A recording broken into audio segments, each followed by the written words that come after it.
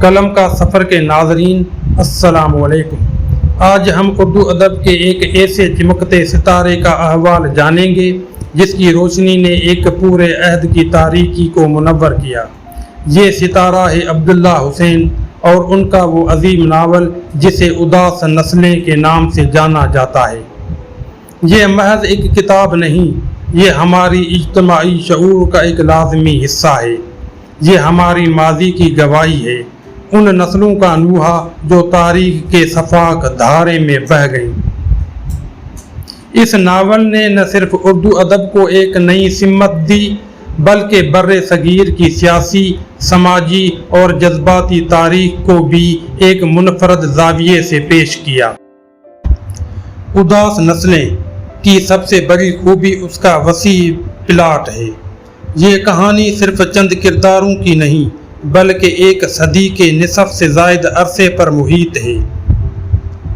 اس کا آغاز 20ویں صدی کے اوائل میں پہلی جنگ عظیم کی دھول سے ہوتا ہے، جب برطانوی سامراج اپنی پوری آب و تاب پر تھا اور ہندوستان اس کی کالونی کے طور پر جبر کی چکی میں پس رہا تھا۔ ناول ہمیں اس دور کی دیہی ہندوستان کی پرسکون لیکن دبی ہوئی زندگی سے متعارف کراتا ہے۔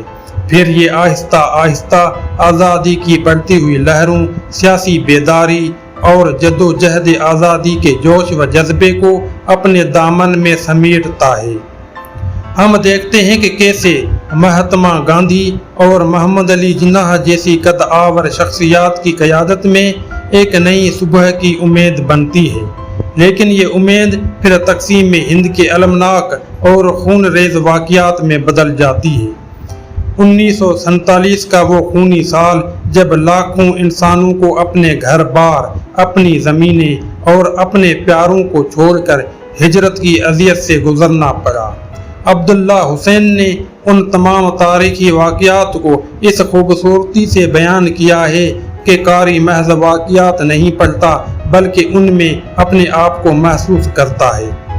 یہ ناول ایک چلتا پھرتا تاریخی عجائب گھر ہے جہاں ہر لمحہ ایک نئی کہانی سنا رہا ہے۔ یہ دکھاتا ہے کہ کیسے بڑے عالمی اور علاقائی واقعات عام انسان کی چھوٹی سی دنیا کو تہس نہس کر دیتے ہیں۔ عبداللہ حسین کی نثر ان کی پہچان ہے۔ اداس نسلیں کی زبان جتنی سادہ ہے اتنی ہی گہری اور پرتاثیر بھی ہے۔ وہ بغیر کسی لفاظی کے بہت کم الفاظ میں بڑے بڑے مفاہیم کو ادا کرنے کا ہنر جانتے ہیں۔ ان کی منظر نگاری اتنی خوبصورت اور حقیقت کے قریب ہے کہ ہر منظر قاری کی آنکھوں کے سامنے ایک فلم کی طرح چلتا ہے۔ جب وہ دیہاتوں کا ذکر کرتے ہیں تو آپ کو مٹی کی خوشبو محسوس ہوتی ہے۔ جب وہ جنگ کے میدان کا حال بیان کرتے ہیں تو گولیوں کی آوازیں سنائی دیتی ہیں۔ بیانیے میں ایک عجیب سی روانی اور بے ساختگی ہے جو قاری کو اپنی گرفت میں لے لیتی ہے۔ عبداللہ حسین نے اپنی منفرد طرز نگارش سے ایک ایسا ماحول تخلیق کیا ہے جس میں قاری اس دور کی اداسی، کرب اور انسانیت کی بے بسی کو براہ راست محسوس کرتا ہے۔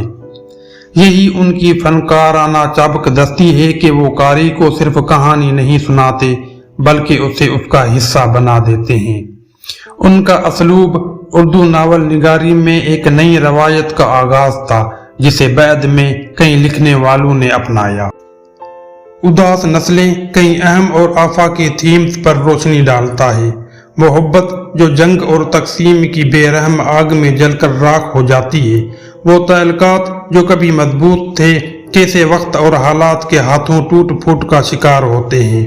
ہجرت کا وہ عظیم دکھ جو انسان کو اپنی جڑوں سے، اپنی مٹی سے، اپنی ماضی سے کاٹ دیتا ہے۔ یہ دکھ آج بھی ان لوگوں کے دلوں میں زندہ ہے جنہوں نے 1947 کی ہجرت کا کرب جھیلا۔ اور پھر شناخت کا بحران ہے جو ایک پوری نسل کا مقدر بنتا ہے۔ وہ لوگ جو نہ پوری طرح سے ہندوستانی رہے اور نہ پوری طرح سے پاکستانی بن پائے، ان کی اندرونی کشمکش اس ناول کا مرکزی نقطہ ہے۔ یہ ناول ہمیں دکھاتا ہے کہ کیسے بڑے سیاسی اور سماجی فیصلے افراد کی زندگیوں کو، ان کے رشتوں کو اور ان کے خوابوں کو کس طرح متاثر کرتے ہیں۔ یہ دکھ، یہ مایوسی، یہ اداسی ہی اس ناول کی روح ہے۔ یہ ایک ایسی داستان ہے جو وقت کے ساتھ مدھم نہیں پڑتی بلکہ ہر گزرتے دن کے ساتھ مزید متعلقہ ہوتی جاتی ہے۔ اداس نسلیں صرف ایک ناول نہیں، یہ ہماری اجتماعی یادداشت کا ایک قیمتی حصہ ہے۔ یہ ہمیں ماضی کے زخموں، غلطیوں اور قربانیوں سے آگاہ کرتا ہے تاکہ ہم ان سے سیکھ کر ایک بہتر مستقبل کی بنیاد رکھ سکیں۔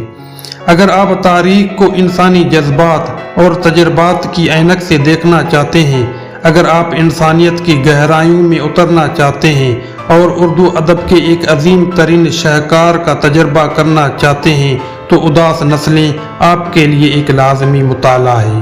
یہ کتاب آپ کو سوچنے پر مجبور کرے گی، محسوس کرائے گی اور شاید آپ کی روح کو بھی ایک نئی سمت دے گی۔